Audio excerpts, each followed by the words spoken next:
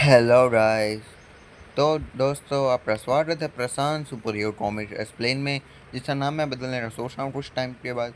तो दोस्तों, अगर आपको आसपास पंखे, टीवी सीरियल या कुछ लोगों की बात करने की आवाज़ है तो माफ़ करना।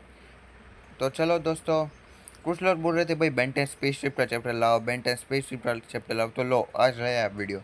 तो जैसा हमने चैप्टर 16 में देखा था कि जो बेन है उसका सामना वेंजर्स के साथ होता है, और बेन जैसे जैसे वेंजर्स वाला मामला सुधरता है तो यहाँ पे उसे ड्वेन का फ़ोन आता है मदद के लिए।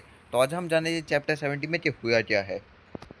चैप्टर 70 मॉर्निंग विदाउट होप, यानी कि सुबह बिना उम्मीद की।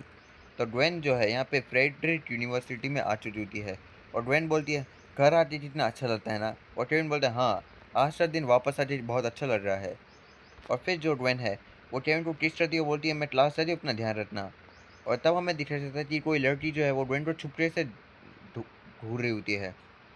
हमें क्लास का सीन दिखाई देता है जहाँ पे ड्वेन जो है वो हेड जो भी यहाँ का प्रोफेसर उसके पास जाता है, वो बोलता है हेलो प्रोफेसर हेड्स, शुक्रिया मेरी गैर मौजूदगी में स्कूल का ध्यान रखने के लिए।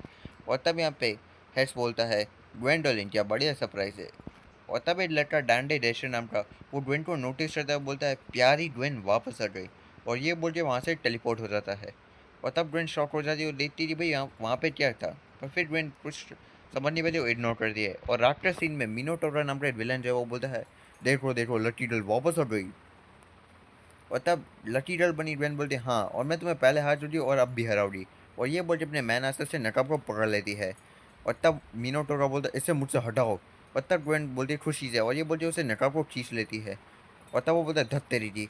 और तब वहाँ पे चांपरे से भागती हुई आती है। और दोस्तों, चैप्टर 1 में हमने जब देखा था उसके बाद डायरेक्ट हमें यहाँ अब इस चैप्टर में देखने को मिल रही है चांप्रेसर को। और चांप्रेसर बोलती है ग्वेंडोलिन। और तब ग्वेंड बोलती चांप्रेसर, और ये बोले वो मंत्र पढ़ के चांप्रेसर के ऊपर अटैक करती है। और तब चांप्रेसर बोलती मैं यहाँ तुमसे लड़ने नहीं आया ग्वेंड, मुझे तुम्हारी मदद की जरूरत है। और तब यहाँ पे ग्वेंड चौंकते बोली तुम्हें मेरी मदद चाहिए, पर किस लिए। और तब यहाँ पे चांप्रेसर बोलती मैं यहाँ पे माइकल को ढूंढने की कोशिश कर पर वो मुझे कहीं नहीं मिल रहा। और तब यहाँ पे ड्वेन बोलती माइकल मॉर्निंग सर, आखिर तुम उस नमूने को क्यों ढूंढ रही हो। और तब चांप्रेसर बोलती उसने मेरे दिल तोड़ा उसके लिए। और दोस्तों, आप लोग नहीं जानते तो मैं बता दूं, बेंटे अल्टीमेट एजेंट के एक एपिसोड में जब चांप्रेसर माइकल मॉइस्टर की गर्लफ्रेंड बनी थी, तब यहाँ पे चांप्रेसर को पता चला कि भाई माइकल तो बस उसका पावर लेने के लिए उसके साथ रह रहा है। तब एक टाइम पे तो वो ग्वेन को भी डेट कर चुका था। इस बात से वो अभी तक नाराज है। और तब ग्वेन पूछती है जितना मुझे याद है तुमने उसे पत्थर बना के अपनी बैट में बंद नहीं कर दिया था। और तब चांप्रेसर ताना मारते बोलती ओ किसी ने मुझे मेरी बैट में बंद कर दिया, जिसके कारण वो भाग गया था ग्वेंडोलिन। और तब ग्वेंड बोलती ठीक है ये मेरी गलती थी, मैं मदद करूँगी। और तब वहाँ से वो मिनोटोरा भाग जाता है। और तब यहाँ पे चांप्रेसर बोलती तुम मुझे बाद में पक्का पकड़ोगी। और तब ग्वेंड बोलती हाँ ठीक है, कोई सुराग है कहाँ है माइकल। और तब चांप्रेसर बोलती है मुझे नहीं मालूम, पर वो स्कूल के लोगों का पावर एब्जॉर्ब कर रहा है। अगर जितने ज़्यादा वो पावर एब्जॉर्ब करते रहा उसके कारण वो बहुत ज़्यादा ताकतवर बन चुका होगा अब। और तब पीछे से आवाज़ आई, तुम बिल्कुल सही हो मेरे प्रिय। और जब यहाँ पे पीछे देखती है तो हमें देखने को मिलता है कि वहाँ पे डांडे डैशर खड़ा था। और तब चांद से बोलती है ये अजीब सा पड़ाकू कौन है। और तब ग्वेन बोलती है यही माइकल है। और तब हमें पता चलता है कि डांडे डैशर एक्चुअल में माइकल मॉन्स्टर होता है। और यहाँ पे माइकल बोलता है हमेशा की तरह होशियार प्यारी ग्वेन। और ये बोल के वो जो है चाम्प्रसर ऊपर अटैक करता है, जिससे चाम्प्रसर चौंक जाती है। और ग्वेन चिल्लाती चाम्प्रसर।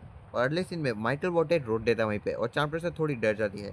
पता है यहाँ पे माइकल जो चाम्प्रसर के गाल पे हाथ फेरते बोलता है ओ मैं मेरी प्यारी हो को चोट नहीं पहुंचाना चाहता। और यहाँ पे मैं तुम्हें बता दूं कि जो चाम्प्रसर का असली नाम होप है, पर यहाँ पे वो माइकल को अभी तक याद नहीं आ रहा होता, इसलिए वो उसे बस एच ही बोल पा रहा होता है पहला शब्द ही।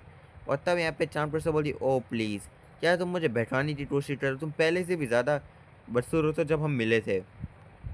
और तब यहाँ पे माइकल बोलता है तुम्हें मानना पड़ेगा ये मेरे छुपने वाले रूप से तो बेटर है। और तब चाम्प्रसर बोली ओ प्लीज़, मुझे तुम जैसे पढ़ाकू या फिर जिन्होंने लोग बिल्कुल पसंद नहीं है। और तब यहाँ पे माइकल गुस्से में बोलता है ओह कम ऑन, और ये बोल के अपना आईडी मास उठाते हुए बोलता है मेरे पास आ जाओ जो भी हो। और यहाँ पे अभी तक माइकल को उसका असली नाम याद ही नहीं आया होता है चांसलर का। और तब चांसलर गुस्से में बोलती है मेरा नाम है होप, और ये बोल के वो चिल्लाती है ज़ोर से, जिससे सही से बहुत मात्रा में मैना बहने लगता है। और अगले सीन में बेन जो चैप्टर 60 में वेंजर से लड़ाई होता है अभी तक, उसे ग्वेन का फ़ोन आता है। ग्वेन बोलती है बेन चांसलर और अगले सीन में दिखाया जाता है कि डास्टर को उस अटैक से ज़्यादा फर्क पड़ा ही नहीं होता है। और तब यहाँ पे डास्टर बोलता है मेरे ऊपर गुस्सा मत करो प्यारी, और चलो अब अच्छी बनो, मुझे अपना पावर दे दो। और वो चार्म ट्रस्टर पे अटैक करता है और सही टाइम पे ग्वेन जो है बीच में शील्ड बनाते हुए उसे बचा लेती है। और तब डार्क स्टार बोलता है मेरे रास्ते से हट जाओ प्यारे ग्वेन। और तब ग्वेन बोलती है मैं तुम्हें किसी का पावर ऑब्जर्व करने नहीं दूंगी माइकल, भले ही वो चार्म ट्रस्टर खुद क्यों ना हो। और तब यहाँ पे चार्म ट्रस्टर बोलती है शुक्रिया ग्वेन। और तब यहाँ पे डार्क स्टार बोलते ऐसी बात है तो मैं तुम दोनों को ऑब्जर्व कर लूँगा और मुझे इस ये लिए बहुत ज़्यादा अफसोस है तुम दोनों के लिए। और ये बोलते डार्क स्टार अपने हाथ से एनर्जी एब्जॉर्ब वाली बीम मारता है जो अटैक डायरेक्ट ग्वेन और चाम्पर से दो को लग जाता है। और अगले सीन में हमें दिखाया जाता है कि चाम्पर और ग्वेन का पावर एब्जॉर्ब होने लगता है और ग्वेन जो है लकी गर्ल से नॉर्मल फॉर्म में जाने लगती है।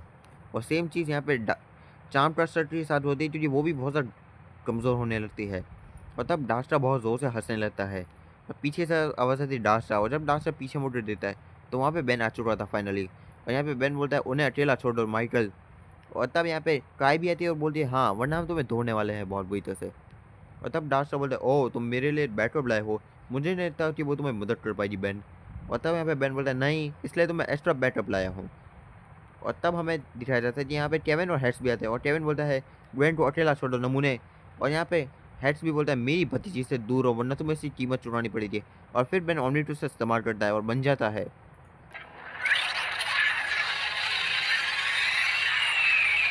उप्स हाँ तो बेन बन जाता है एडलेसिन में टिटिन हॉक। और तब यहाँ पे वो बोलता है हार मान लो हम तुमसे संख्या में ज़्यादा है।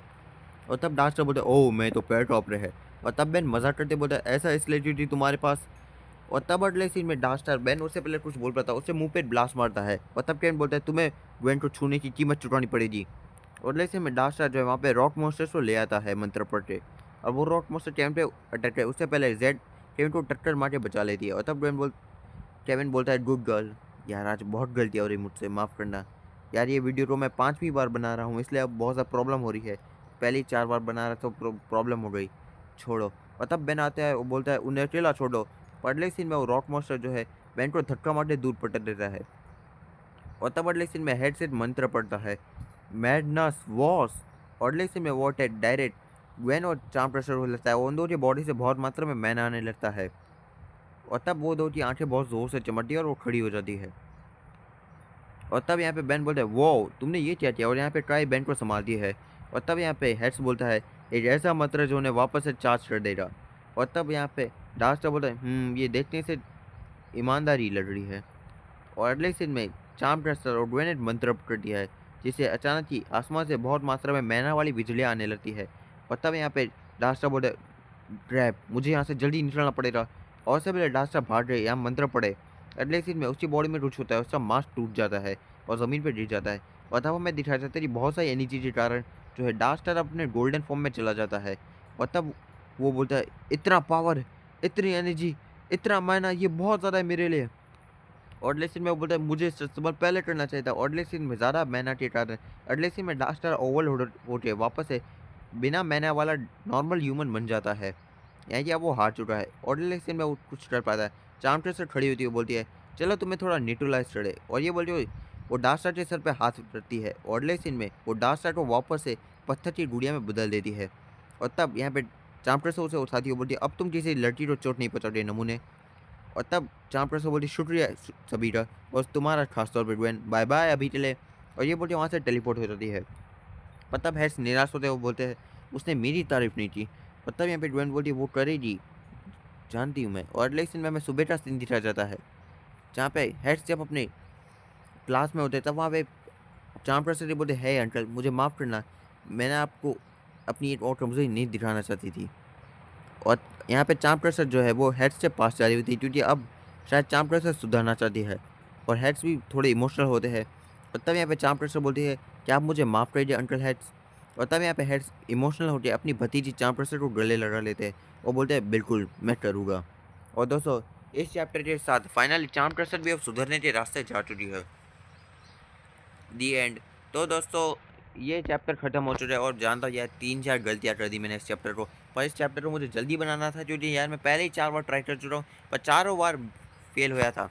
इसलिए ये फाइनल टाइम मैंने जैसे जितनी जल्दी हो सके उतनी जल्दी किया है, तो माफ़ करना दोस्तों। तो चलो जान लेते हैं अगले चैप्टर में क्या होगा। तो इस चैप्टर 70 के बाद अब आता है चैप्टर 18, जिस चैप्टर में हम ये देखे थे कि बेन नॉर्मल लाइफ जी रहा था पर प्रॉब्लम की बात ये थी कि जब भी बेन कोई एलियन बनने जाता तो at least Ben mountain Q shortcut बन जाता था और बेन के दिमागों की वो आवाज़ है वो और बढ़ रही थी। तो अब बेन जो है इस बात को जानने के लिए बेन जाएगा शॉर्टकट के होम वर्ल्ड में, तो अब क्या होगा ये हम जानेंगे अगले चैप्टर में। तो फिर मिलते हैं किसी और वीडियो में। Bye bye.